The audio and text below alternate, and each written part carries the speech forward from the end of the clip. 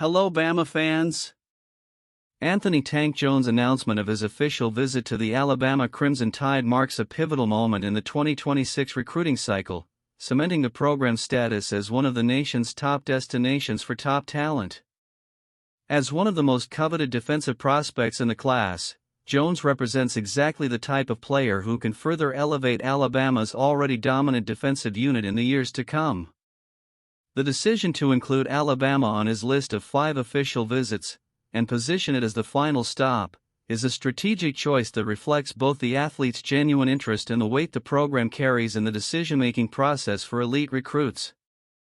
For many players, visiting Tuscaloosa is not only an opportunity to check out the state-of-the-art facilities and coaching staff led by Nick Saban, but also a chance to experience the unique atmosphere that surrounds Alabama football.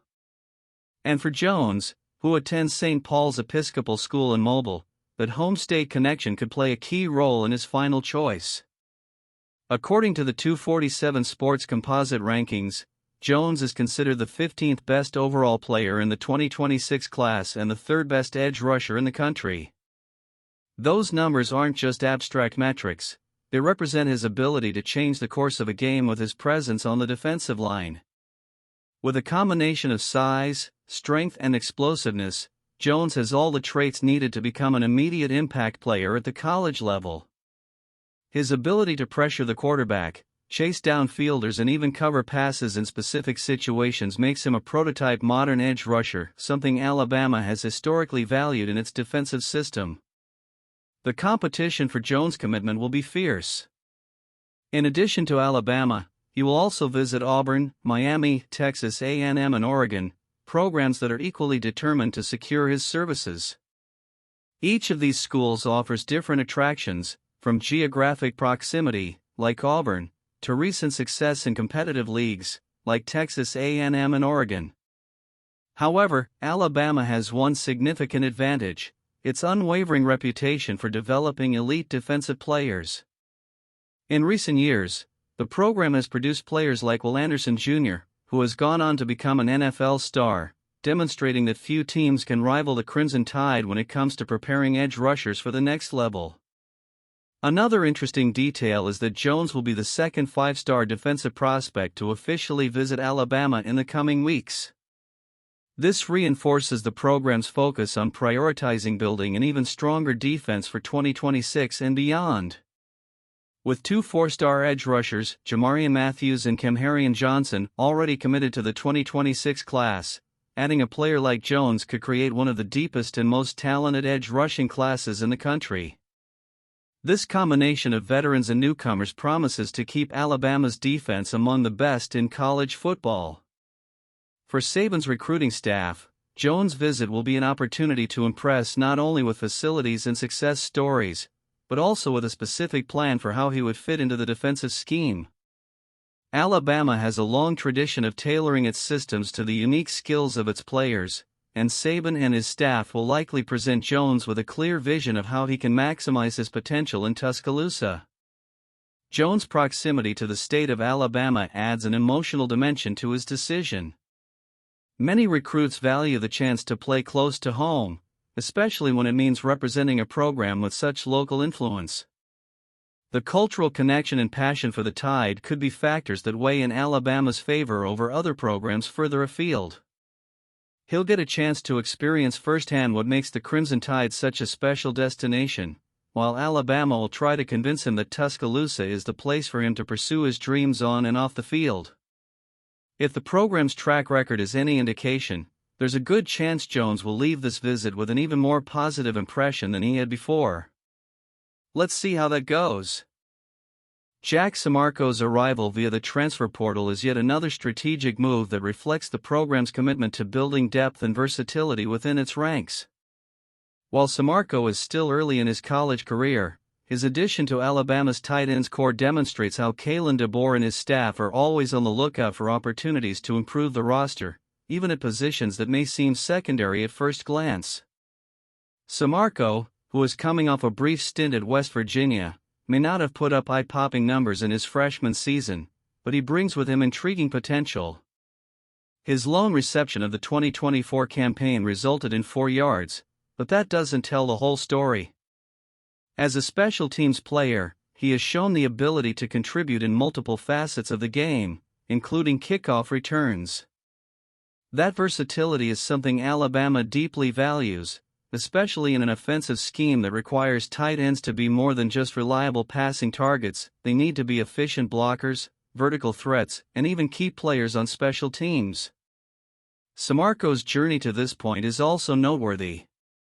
Before arriving at West Virginia, he was considered a three-star prospect out of Anderson High School in Ohio.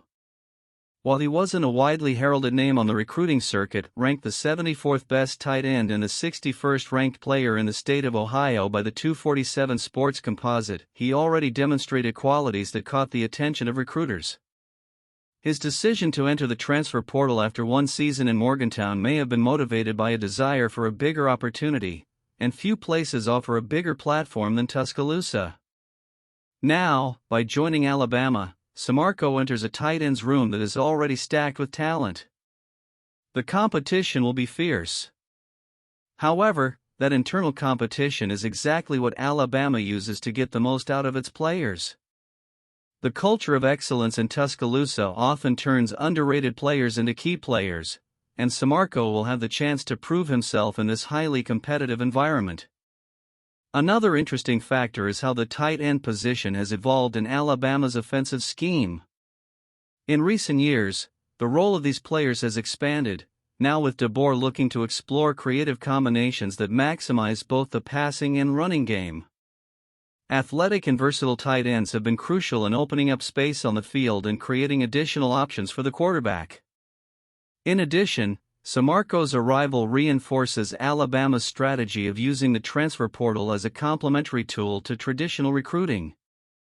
He is the team's 11th transfer this offseason and the second tight end, along with Peter Knudsen, who came from Weber State.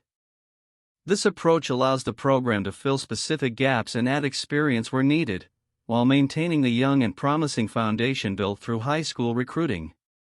While he struggles for minutes on the field and tries to establish himself as a reliable option, his trajectory could be further proof of how the program is able to hone talent and turn them into important pieces of the puzzle.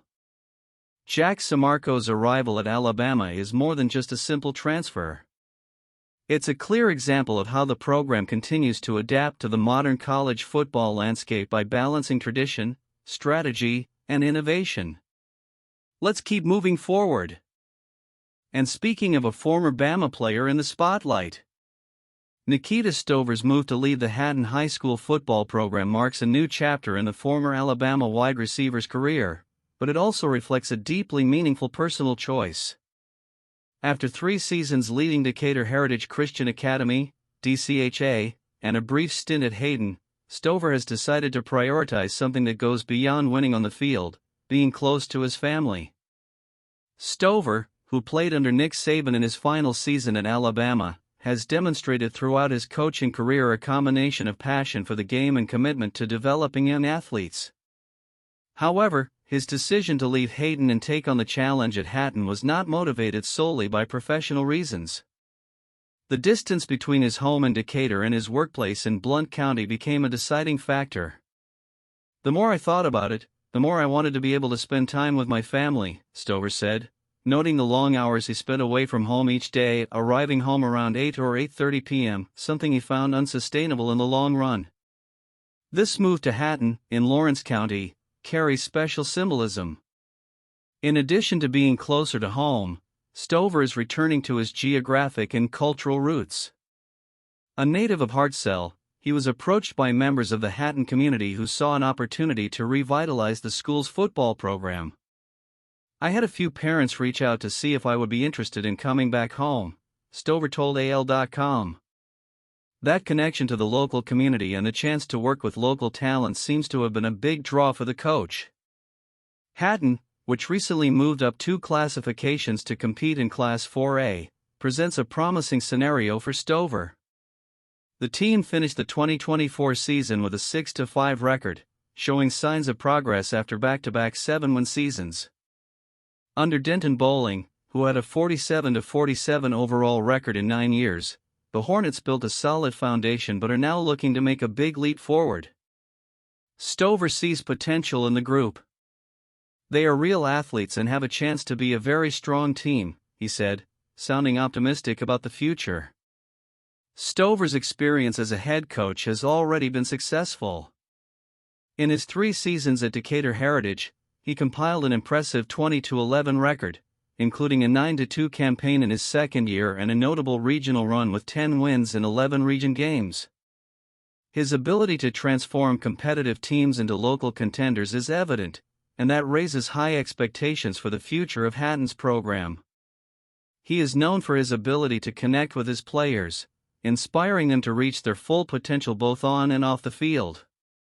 His leadership style reflects the values he learned during his time as a player at Alabama, where discipline, hard work, and a focus on bigger goals are key tenets. Those principles will likely guide his approach at Hatton, where he will seek to not only improve the team's athletic performance but also strengthen ties with the community.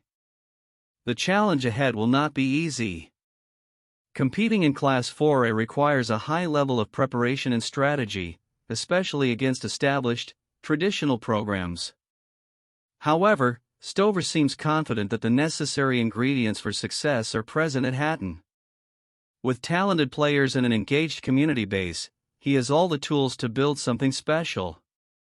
His journey also serves as a reminder that in sports, success isn't always measured by the scoreboard alone.